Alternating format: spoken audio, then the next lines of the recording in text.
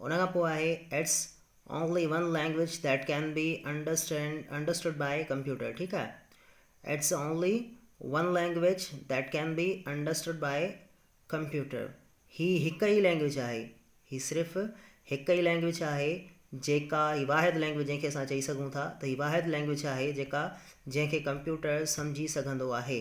ऐं ॿियूं जेके बि लैंग्वेजिस आहिनि उहे अॻिते हली तव्हां पढ़ंदो ऐं मूं इनशाला तव्हांखे बाक़ाइदा डिटेल्ड जंहिंमें ए प्लस जेका C++ थी वई या C लैंग्वेज जी थी वई, उनखां अलावा जावा थी वई ऐं उनखां अलावा ॿियूं जेके बि कोबोल थी वई जेका बिज़नेस पर्पज़ लाइ इस्तेमालु थींदी आहे, जेके बि लैंग्वेजिस आहिनि इनशाला उहे तव्हांजो बाक़ाइदा डिटेल्ड कवर थींदियूं।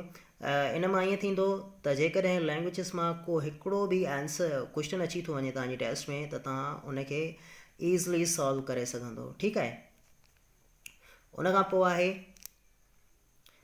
त other languages can't be understood by computer directly. हाणे ॿियूं जेके लैंग्वेजिस आहिनि उन्हनि खे कंप्यूटर न सम्झी सघंदो आहे, बिल्कुलु न सम्झी सघंदो आहे। छो जो जेके ॿियूं लैंग्वेजिस आहिनि उहे ॿी तरीक़े सां लिखियलु हूंदियूं आहिनि, छो जो कंप्यूटर जेको सम्झंदो आहे उहो सिर्फ़ु ऐं सिर्फ़ु बाइनरी डिजिट्स सम्झंदो आहे।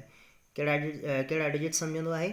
बाइनरी डिजिट्स सम्झंदो आहे। ठीकु आहे, उनखां पोइ आहे त compiler and interpreter are used to convert these languages. हाणे जेके कंपाइलर ऐं इंटरप्रिएटर आहिनि उहे छा कंदा आहिनि, कन्वर्ट कंदा आहिनि इन लैंग्वेज खे मशीन लैंग्वेज में, तॾहिं ई कंप्यूटर उन्हनि खे सम्झी सघंदो आहे ऐं उन्हनि जो जेको प्रोसेस हूंदो आहे, जेको कमु हूंदो आहे उहो मुकमल करे सघंदो आहे। उनखां पोइ आहे compiler generate the binary file.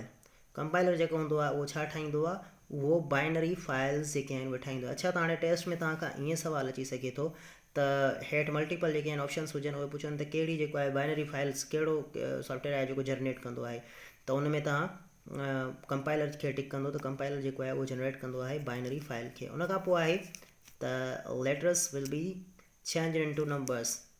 हाणे जेके लेटर्स आहिनि उहे नंबर्स में तब्दील थी वेंदा। कीअं नंबर्स में तब्दील थी वेंदा? फॉर एग्ज़ाम्पल तव्हां हुते को बि अहिड़ो इंस्ट्रक्शन कंप्यूटर खे ॾियो था जेको अल्फ़ाबेटिकल जेके लेटर्स आहिनि उन में लिखियलु आहे त उहो तब्दील थी वेंदो नंबर्स में। It means that binary digits में हलियो वेंदो, तॾहिं तव्हांजो जेको कंप्यूटर आहे उहो उनखे अंडरस्टैंड करे सघंदो ऐं तव्हांजो प्रोसेस मुकमल थी सघंदो।